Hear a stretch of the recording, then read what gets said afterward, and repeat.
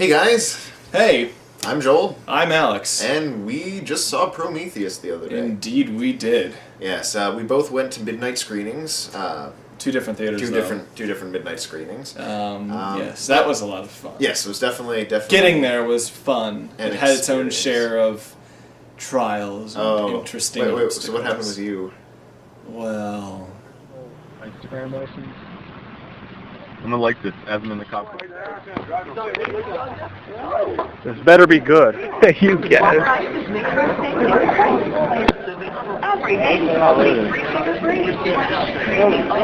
Talk to me. Prometheus, midnight screening. Y2K's here too. Yeah, hi. Over there somewhere. Yeah. Yeah. So yes, this has sort of been a movie that we've been greatly anticipating. I've been greatly Probably anticipating like it. one of the most anticipated movies for us of the Yes. summer. And well, what'd you think? I loved this movie. Really? I loved it. I had such a great time.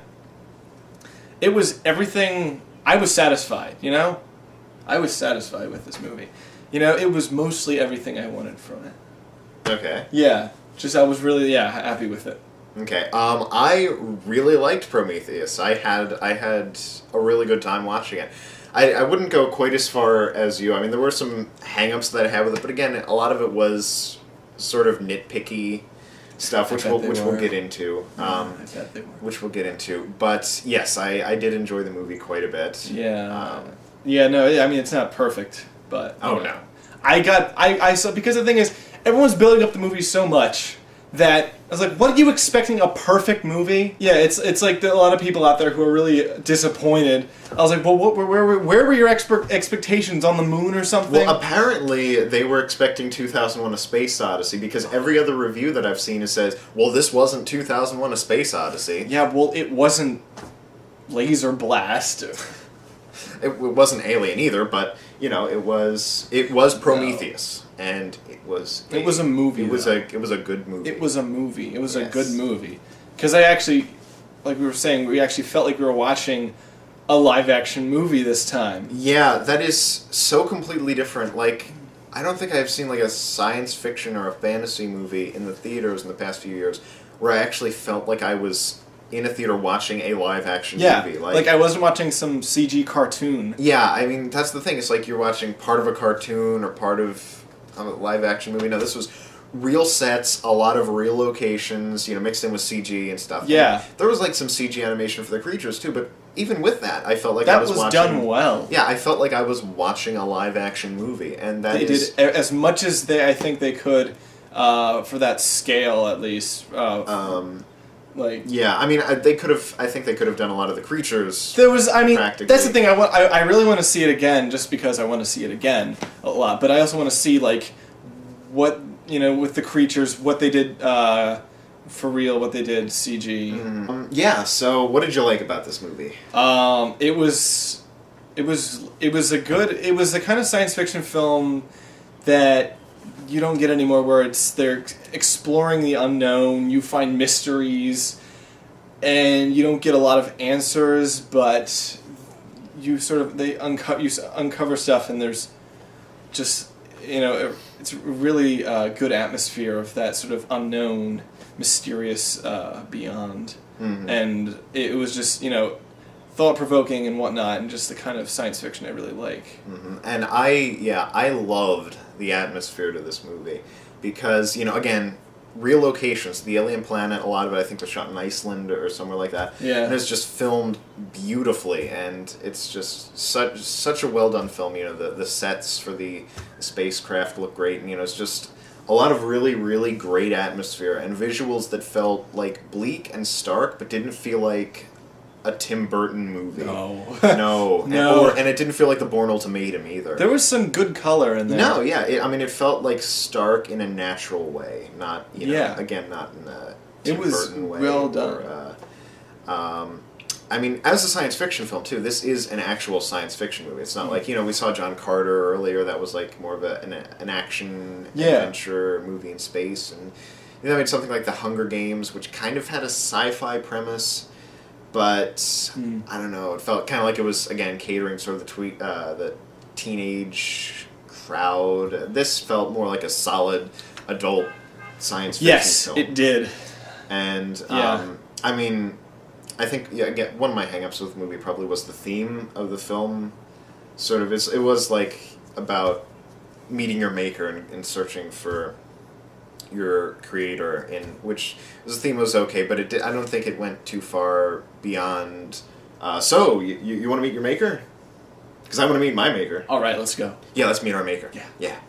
And I don't think it really went that far beyond it. But, as you said, they didn't need that to part was, it was a little... explore everything. But I'm not going to be, like, completely waxing saccharine over the movie. No. Yeah. That's... there were a few things, like the guy who wanted to meet his maker, Wayland, or as he kind of reminded me, old Biff from Back to the Future Part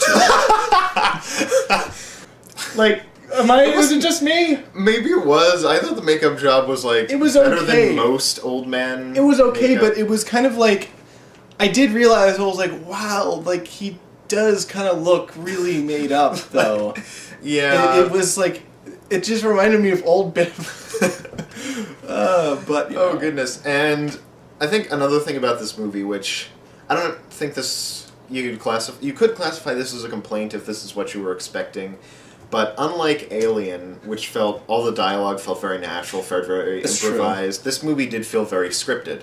Yeah. And more like something like Blade Runner, or even Aliens to a certain degree. I think the thing about that is, the characters in Alien were really like, they were supposed to be like truck drivers and like, right. It's basically like these miner workers who are very like gruff and whatnot. These are like scientists and stuff. So in that way, it felt more like a 50s science fiction film in the way that it was very sciencey dialogue in that way. But I do understand that like it was a lot more scripted. And I mean, again, it's not too much of a problem because the characters were sort of believable for the most part. I mean, there's this one blonde woman played by that one blonde woman. That one blonde. And Charlize Theron. Yeah. Okay. Is that her name? Sure. Okay. We'll go with don't count me on that. We'll go with that.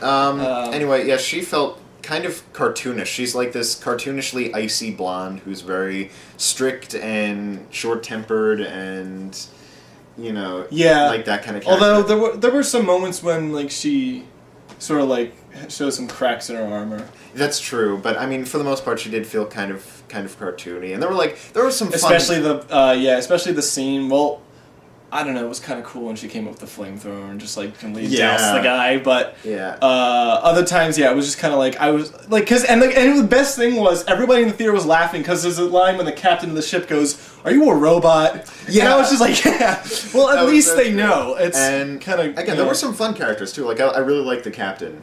Captain was good. Captain was great. He had, like, this accordion and, stuff. And, I liked his, his navigator or skipper or whatever, like the Asian guy. Mm-hmm. Yeah. That kind of got a little silly towards the end, maybe. Yeah, well, but I don't know. Him and like the other guy there was some good interaction between them. Yeah. I don't know. Maybe just little things though. It wasn't a lot of big Like there was like one thing I was just like the scene where spoilers. Her husband gets like flamethrowed, and then she's like the character of Elizabeth, she's on the ground and they do the slow motion fade to white. They did that. And I was like, oh, okay. Some of this movie is kind of edited like a trailer. Like the last scene in the movie. The last scene, I was like, oh, is this a trailer for a sequel or something? Again, I don't think we should spoil what happens, but like in the last shot of the movie, I wouldn't. No, okay, yeah, we won't spoil it. All right. Well, anyway, it's like the last. It's just scene in the movie. It's like, fading to black. It's fading to like black flickering every light. cut. Like every single cut, instead of just hard cutting to another angle, it fades to black, just like they do in all those trailers. And that was a shame. So some of the editing in this movie does sort of resemble some of a that. bad movie trailer, but not a whole lot. I wasn't enraged though. Like it didn't ruin nothing. I don't think there were none of the problems I saw ruined the film for me. They don't, and I think that's what took me so long to sort of Yeah. you know, there was like formulate an opinion about the movie because Yeah. I'm like, well, I really like all this, and then there's like all this little stuff, but honestly, it does not affect your enjoyment of the movie. I mean, as every you're movie watching has it, really. problems. I mean, if you're watching yeah. like you're watching Logan's Run, you know, Yeah. there's the problems with the film, but you look past that because it's it's a really enjoyable film, and Mm-hmm. Today it shouldn't be any different. Just because there's certain trends in cinema now. Yeah. And there were a lot of annoying trends, that affected Logan's Run too. So Yeah, I think. Yeah. So. There was a scene in the movie where I was just kind of thinking. I was like, hang on a second. I think I'm actually liking this movie. Like, it's not one of those times where I'm in a theater forcing myself to like a movie because I feel like I should. Mm-hmm. It was actually like I was genuinely enjoying this film. Like, I was really liking it. And I was like, I think I could really like this movie. Another thing I actually thought stood out a little more was the music. It had at least the main yes, theme. and I was at least the bring main this up. theme. I was gonna say the music score was your mostly typical Hans Zimmer, very Hans Zimmer inspired. Especially like I said. To the point where I didn't really notice it a lot of the time. Bouncy But, Zimmer music. there is one, like the main theme is used as a leitmotif, and Yes, remember those? yeah, and that did kind of uplift a few scenes, but you gotta wonder what that's The like opening for, though. Yeah. The opening with the visuals and the music was great. That Yeah. got me into the film, and I was like, that hasn't happened ever. Like, I think when I've been to a movie like contemporary film. Mm-hmm. And it's just like it was all of it really. You had this beautiful real location with this great photography, like the sweeping aerial photography that just sucks you right in, and you've got like this what's going on here. This weird alien guy who's standing on a rock face, and then stuff starts happening, and you got that music, and it's a scene in a movie. It's good. Speaking of the alien, I actually thought the alien designs were cool for like the humanoid people. Mm-hmm. I thought they were kind of neat. They were just different enough. Yeah. From humans, where they looked, creepy and memorable. Yeah. And it's like something about like the shade of and the color. Pale. Yeah, it was interesting. Yeah, because they really made them. There was so much great atmosphere when they're inside this giant structure, the dome thing, and there's this weird holographic image that's sort of playing, and it's like these ghostly images of the aliens in these suits running around, and it's just really weird and they're like creepy, running almost. from something. And the thing was, at one point I realized, okay, this isn't. They're not really going to try and make it a really direct sequel or prequel to Alien. Mm-hmm. They're going to do their own thing, and I'm perfectly fine with that. I'm more than fine with that. Yeah, honestly. because it's kind of like they were doing their own thing. They weren't trying to answer too many questions. Like, and like, you still don't know a lot of stuff about it, and that kept you thinking after the movie. Yeah, and like it really gets your imagination going. And again, it's set on a different planet than Alien, so there's not a lot of direct connection. But so yeah, I mean, I really prefer that because if it's a direct prequel, then you know exactly what's going to happen. I mean, the Thing. But yeah, it's yeah. I mean, because it's like a different planet, and you see the ships. These ships that the aliens pilot. Mm-hmm. And so you figure, okay, one of those went off and had its own story and crashed on the planet where Alien takes place. And that's fine. Like, it doesn't say, well, this is what happened, and this thing went there, and that's, and then cue the theme music. And no, cue the theme music from the other movie. But It's like, actually, they did play the theme music from Alien at one point in the movie. They did? Where was that? During, like, the holographic greeting from Wayland. Okay. It comes in, okay. And then like the Jerry Goldsmith score comes in for a little bit, like da da da da da da da da. Yeah, and I was like, oh, okay. They do try and tie it together a little bit, but it wasn't in a really contrived way. No. But let's see. What about the actors? This film? Favorite characters. favorite characters. Well, as I said, I really like the captain. He was a nice supporting character. And, of course. I mean, I know everybody's talking about him, but... Michael Fassbender. Yeah. Bender. Bender. Fassbender, yeah. He was really good. Yes. Or Peter O'Toole, I got to see Lawrence of Arabia on the big screen for a couple seconds. That was good, though. He was a good character. Mm-hmm. And definitely, very good performance. And sort of patterning himself after Lawrence of Arabia, which is the only movie that he's, it was really cool. Gets to see. And he is really your big introduction to the story. I mean, at least the story proper, because it opens on the spaceship and everybody else is in stasis, but he's awake. And, I really like how they introduced the spaceship. Mm-hmm. Just as this little light flying across space. That was a good image. That was a really great image. I thought his character was really interesting. I thought there was a lot of stuff going on that he, I felt like he was sort of doing his own thing. There was a lot of times where it was like, he was doing stuff that was endangering other people, but it was more like he was doing it out of his own curiosity. Mm-hmm. And again, that was another good sort of...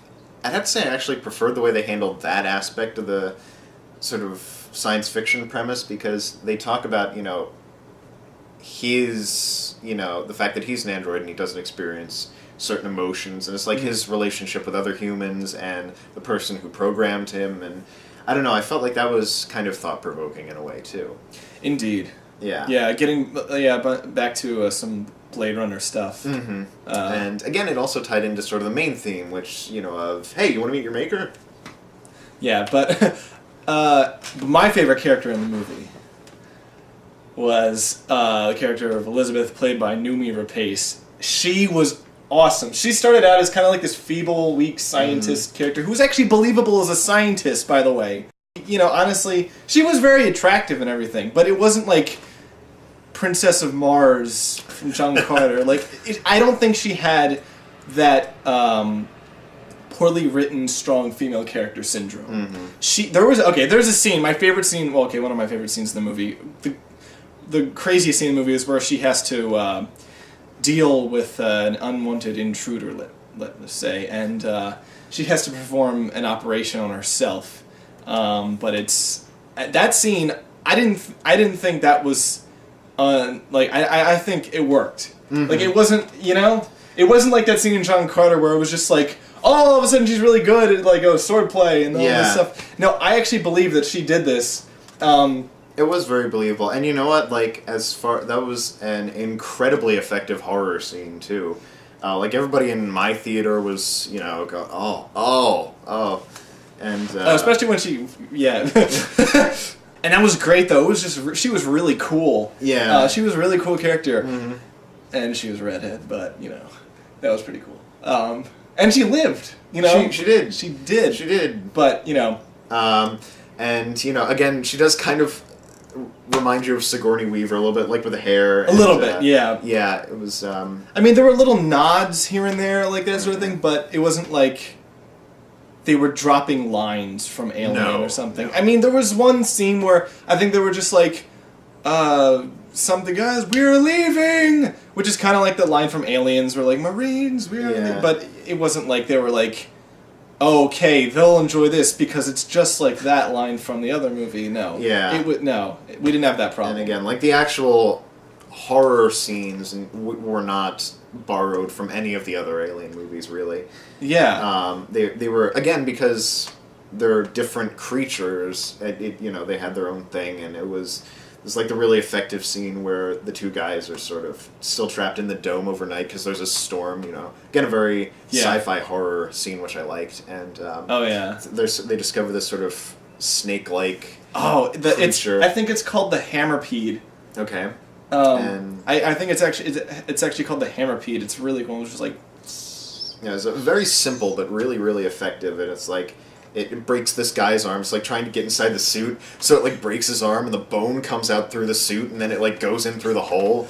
and gets inside. It was very creepy, well done. There weren't too many jump scares in the movie either. There was like no jump. Well, there was one. There was a couple where you knew they were coming, but they weren't insultingly bad. And they were kind of effective. I mean, the audience responded to them. Like I knew where they were coming from the trailer. Yeah, but it's again, okay because the movie did not rely on jump scares. No. That much. It had atmosphere. It had real atmosphere. It really did. And there was just really, like, I love that there was just really weird stuff that you never got quite explained, but they sort of set up scenes and move the plot along. Like when he's taking apart, the character David's taking apart that jar, and he's taking these weird, like, glass things, and he's breaking them off, and you don't know what they are, and he just, like, takes this black stuff out, and then he's, infects the one guy, and it's really interesting. And it's very, very subtle, the way he infects him, too. Mm-hmm. Like, I think if you weren't paying attention, you wouldn't know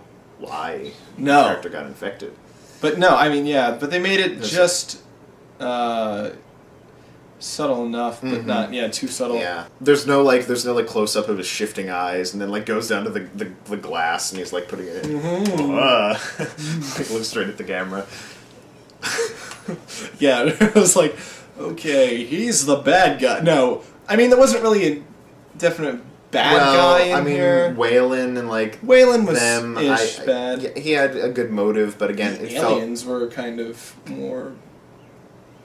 I don't know. At least, you didn't understand where they were coming from. You understood where Waylon was coming from. Because he doesn't want to die, or something.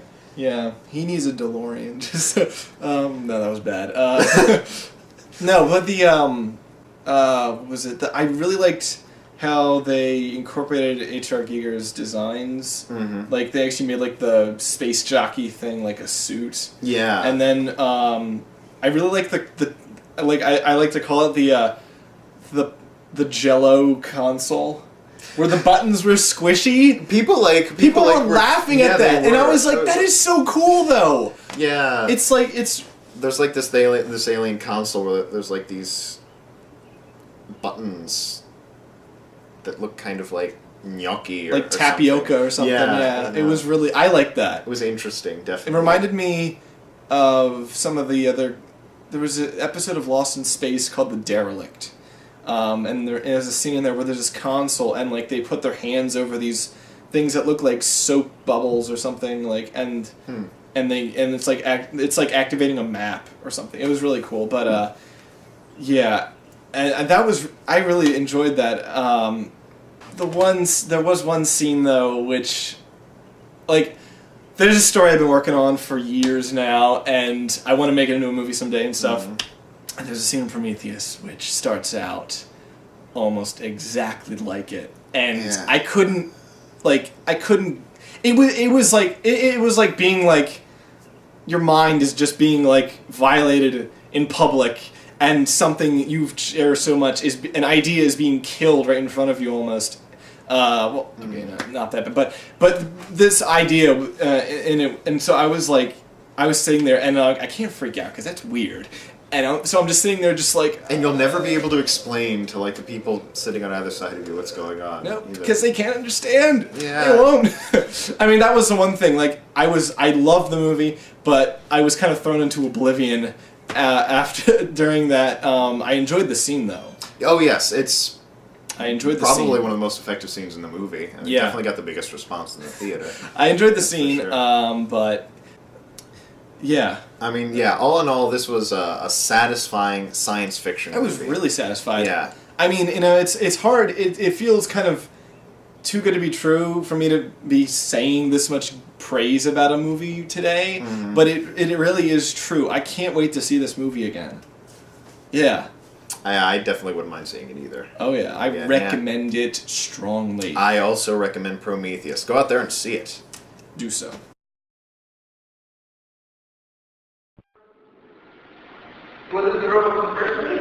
Great movie.